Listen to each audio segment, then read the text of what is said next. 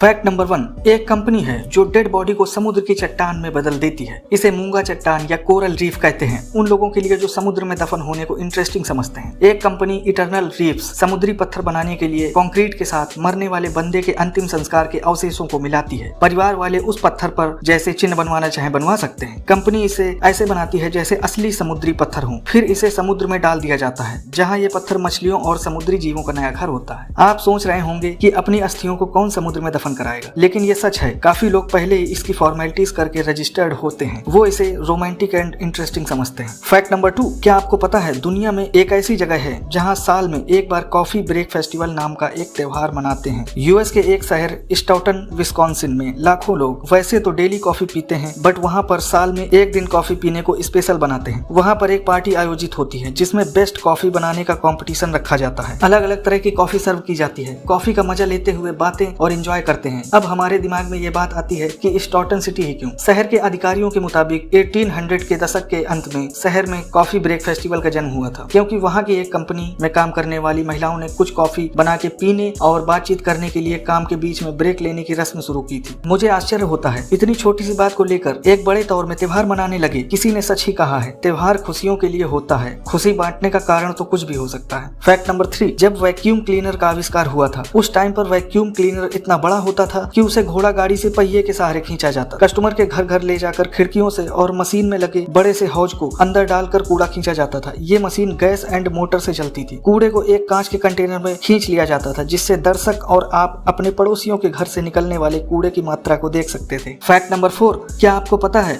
या कभी मन में ये बात आई कि पिग्स यानी जो पिग्स होते हैं इसको छोड़ के दूसरे जानवर कीचड़ में इतना क्यों नहीं लौटते? क्योंकि पिग्स को एक बूंद भी पसीना नहीं आता, क्योंकि इसकी बॉडी में स्वेटिंग ग्लैंड्स ही नहीं होते और ज्यादा गर्मी लगने के कारण ये कीचड़ या पानी में लौटते हैं। इसके पास केवल एक ही ऑप्शन है, इसलिए ये ऐसा करते हैं। फैक्ट नंबर 5, 20 सालों तक एक बिल्ली ने अलास्का के एक शहर में मेयर के रूप में काम किया। 1997 में स्टब्स नाम की एक ऑरेंज कैट यूएस के अलास्का स्टेट के टालकिटना टाउन की माननीय मेयर बनी। कोई बिल्ली कैसे नेता बन सकती है? तो आपको बता दें, बिना पेमेंट, बिना सख्त या अधिकार के मेयर बनाई गई, लेकिन उसे स्पेशल तरह से रखा जाता था। सन 2000 में मात्र 772 लोगों की आबादी थी, इसलिए ज्यादा वोट की जरूरत नहीं थी ये पोस्ट पाने के लिए। वैसे भी छोटे नगर में वास्तव में कोई ह्यूमन मेयर नहीं था। चारों तरफ लोग बात की प्रशंसा करते थे, इससे वो टाउन फेमस हुआ। बहुत से टूरिस्ट आते रहते थे। वो बिल्ली सड़क पर लोगों का वेलकम करती थी। 2017 तक वो मेयर रही, जब तक उसकी मृत्यु 2017 में हो गई। आज उसकी मूर्ति वहाँ पर है। स्टब्स ने वहाँ पर प्यार फैलाया।